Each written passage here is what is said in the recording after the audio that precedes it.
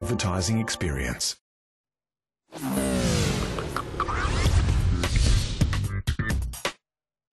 Welcome back to the program. Our co-host, James Manning, editor and publisher of Mediaweek, joins me up here on the desk. Well, the Herald Sun is celebrating its 25th birthday this week with a star-studded gathering to mark the milestone. The Melbourne-based News Corp paper is the most widely read newspaper in the country. Sky News Melbourne Bureau Chief Aaron Young attended the celebrations. It was the 8th of October back in 1990 when the first editions of the Herald Sun newspaper rolled off the presses, combining the efforts of the famous Herald newspaper, a 150-year-old paper published in the afternoons, as well as the Sun Pictorial. 25 years later, the world's a different place, and of course the party's still going in this digital divided world. I spoke with the managing director of the Herald and Weekly Times, Peter Blunden. There are so many ways to consume journalism these days. One thing, of course, a newspaper can do is to be very close to its community. How important is that to the Herald Sun? It means everything, Aaron. Things like the Good Friday appeal, which we've run since 1931 very successfully. It's raised nearly $300 million for the children of Victoria, and we're very proud of our connection there, but in all sorts of other ways to be close to the community. Melbourne is very much an event city and a community city, and we like to stay close to that and actually reflect the values of Victorians. Speaking of events, so many front pages, so many stories over the past 25 years. As a managing director of a newspaper, what's bigger, what's more important, an exclusive or a major event? Well, they're all important. It's how you do, as long as you do the big stories well. You've got to break stories, but you've also got to know how to tell the stories in a compelling and also approachable, accessible manner. 25 years' time, will Melbourne be a one-paper town? Oh, I don't. I certainly will be there. We'll be there stronger than ever, Aaron. I think our audience will look very different. I don't know how many actual printed versions there'll be, but you can get the printed version that we do every day on all sorts of digital platforms. So I'm very optimistic. If we maintain our standards of storytelling and being in touch with our community, which is the most important thing, we'll be here for the long run. If the Prime Minister resigned on the day that Collingwood won the grand final, which would be on the front page? We've been confronted many times with two big stories on the same. You find ways of getting them both on there, Aaron. You can't do one at the expense of the other. I think Collingwood would be slightly bigger though. We'd sell more papers. And to celebrate the milestone, this 200-page coffee table book has been published featuring some of the iconic images from the Herald Sun over the past 25 years, a printed history for a company which is trying to find its way with a digital future. Aaron Young, Sky News, South Yarra. All right, for more, let's head over to James Manning, who joins me up here on the desk. Collingwood versus the PM, and Collingwood would win out, he reckons. Yeah, it was a great question from Aaron, because that's what sort of they faced with the very first edition that Rupert Murdoch got involved. Collingwood had just won the flag, and he wanted to make sure there was a football cover, so they remade that front cover, and it was a great answer from Peter Blunden too, and he said, yeah, look, if I was pushed, Collingwood would be the main story. It would sell more papers, Absolutely. yeah. And the #1 selling paper in the country. Yeah, and look, then for a long time, look, other News Corp papers might debate this, but I think they'd probably do the best front covers in Australia, still probably. When they devote their whole front cover to a story, they'll do a really good job on it. All right, let's move to Fairfax now, because its events division has acquired the open-air cinema business, 6 cities, 5-state exhibitor. Yeah, I guess this ties into what we were just talking about then as well, this whole idea of getting involved in the community and events and keeping in touch with people. Yeah, and new revenue streams. You know, Fairfax has done pretty well getting into that event business, and this is a way of growing that. Most capital cities have got an outdoor cinema now. I think up north you can probably have them all year round. So yeah, it's just another way of engages with the community, but it does give you a diverse revenue stream. Yeah, okay. And some big radio news this week as well. We had Southern Cross Austereo losing another Sydney breakfast player. We had Rode McManus as well returning to Australia to work in radio. Yeah, it's called the Hit Network now. It's the Sydney stations Today FM or Hit 104. I think they might take this opportunity to really rebrand, get rid of the old Today perhaps and go with Hit 104. Rove coming back to radio. It'll be the 4th breakfast show in just over 2 years at Today FM. So it's going to have a big impact in the market, and it'll be fascinating to track next year about how he goes in those ratings. And how did they lure Rove back? Well, he was in the States, wasn't he? Yeah. Look, he's been living in the US for a while. He's been did a TV show for Foxtel over there, I think a couple of series. He's been hosting a game show for a cable channel over there. They've given him some equity in the company, so shares every year. I think it's about $350,000. Is that common for radio stars? Well, no, it happened to Hamish and Andy. Right. I think a lot of other radio stars will be thinking, OK, the precedent's been set now. If I'm number one in our market, I want some equity in the company. So it'd be interesting coming to renegotiation time for if you're, winning in your market, you've got a pretty good argument that you should be getting some of the success that the operators are enjoying. And Jane Hall departing. Yeah, look, big changes in Melbourne too. Matt and Jane, the KISS FM breakfast show down there, we saw in the ratings last week. It's a little bit challenged. They're going to freshen that up with Michelle Laurie is going to move across, a long-time Nova breakfast host, both in Brisbane and Melbourne. So she's going to move across to the opposition.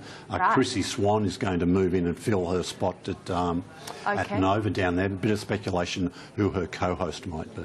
We'll have to wait and see. And News Corp, a new senior executive there with former New York Times digital head Mark Franz joining that business. Yeah, interesting appointment. The New York Times has been a bit of a case study in how a newspaper can transition its revenues from print across to digital. They've done pretty well. They've always maintained a paywall. Just the last couple of weeks they hit 1 million digital subscribers, which was a bit of a milestone for them. Mark Franz is somebody who actually had on the show.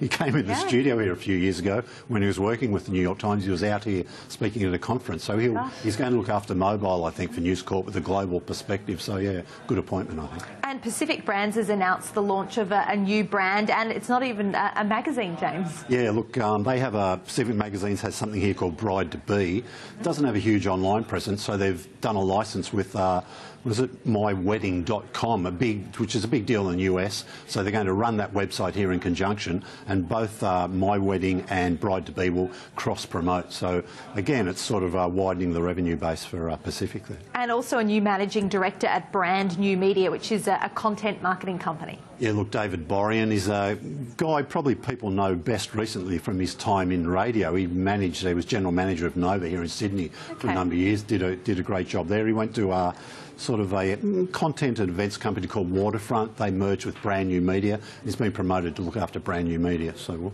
see how they go. And our Brand New Media Minister was on Sky News this week. We're still waiting to hear, we get more hints, I guess, as to whether or not we're going to see reform in the sector, James. Yeah, look, I'm trying to remain optimistic about this, Kate, but we've sort of heard all this before in other years. A new regime gets in, they talk it all up, and once they get into negotiations, things start to get bogged down and all gets pushed to the side. But look, optimistic. They're saying making the right noises at the moment, so you've got to think something may come of this and we might see some real media reform in the future. All right, we'll wait with bated breath. Let's take a look now at some of the television ratings that we saw this week. We'll bring them to you now. This is for week 40 free to air. You can see them on your screen there, and we've got a lot of footy, of course, James. No surprise there. Yeah, no, look, that grand final, 4 of those top 5 spots, and there's another one in the bottom half of the chart as well. Yeah, so 7, of course. We'll turn the page. They break all that. It's about 12 hours of coverage they have right across the day, or nearly, and they break it all up into different segments. But that grand final was massive for them, and a few other 7 had 9 of the top 10 spots. So yeah, I was going to ask you who won out in terms of rugby league versus the AFL, and it was the AFL by the look of it. It's not an easy answer. Well, yes, it is. The easy answer is more people watch the NRL. But more people watch the NRL? Absolutely. Okay. Because of the big regional, because of Queensland and New South Wales regional markets, huge audiences, did very well for them. If you just count Metro, though, the AFL had the biggest audience. Okay. And the Metro stat is used most as a quick reference on how things go. So 7's claiming they've got the #1 TV show of the year. 9's saying, no, hang on a minute, the NRL had a bigger audience. So the bottom line is both did very well. Yep. Big TV audiences, so neither of them should be unhappy. Now, at least the NRL was a close one. Yeah, it was a very good game. It was all over a little earlier in the AFL. Yeah, it sure was. All right, let's take a look at the subscription television ratings for week 40 now. Yeah, still a bit of AFL there, that Brownlow Medal Awards, doing very well for Fox Footy. Fox Footy also in there with AFL 360. It's the only game of the year, of course, Fox Footy doesn't have is the AFL Grand Final. Right. So despite that, their other programming, they still maintain some pretty good audiences during that Grand Final week. And they have the Brownlows there, yep. And turning the page there, you can see that Google Box Australia making it back then as well. Yeah, doing very well there. Formula 1, Japan, it's a time-friendly a time slot friendly race that comes through here. Don't have to stay up all night. And the longest kick, an initiative from Fox Footy, which did very well too. All right, and speaking of television, James, big TV fair underway this week, and Nine coming with a major reality television format. Yeah, look, it's called This Time Next Year. They've picked that up over there. Michael Healy and his team they're going to put it straight into production. It's a makeover show, so it could be about people losing weight, people deciding to start a family. Right.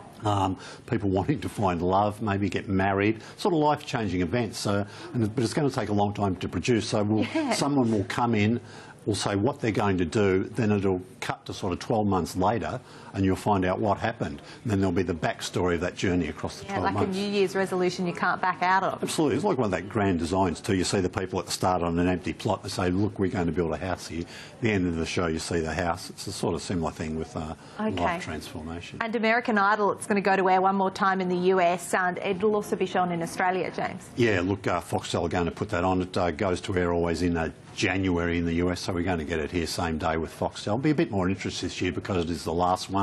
It's probably arguably been the most successful of all those talent search formats, I guess. So why are they pulling the plug then? Well, it's just the ratings have been on a significant downward trend over the years, you know, and it's quite a lot to produce this program, and it's just the advertisers have backed off and said, look, we're just not getting the audiences we wanted. So. But we're still going to show it here in Australia again? Well, yeah, but I think because it's the last one, right, and Keith Urban's one of the judges, so there's a fair bit of interest locally, you know, and it's a format they might just rest and bring back in a few years' time. I don't think we've probably never seen it. It might come back eventually. Yeah, there's still plenty in that format by different names anyway, aren't there? Yeah, we've got the X Factor, you've got plenty of stuff going on. So yeah, we sure do. Plenty of talent contests still out there if you'd like to enter. James Manning from Media Week, thanks so much for joining us on the program. As always, really appreciate that. Thank you.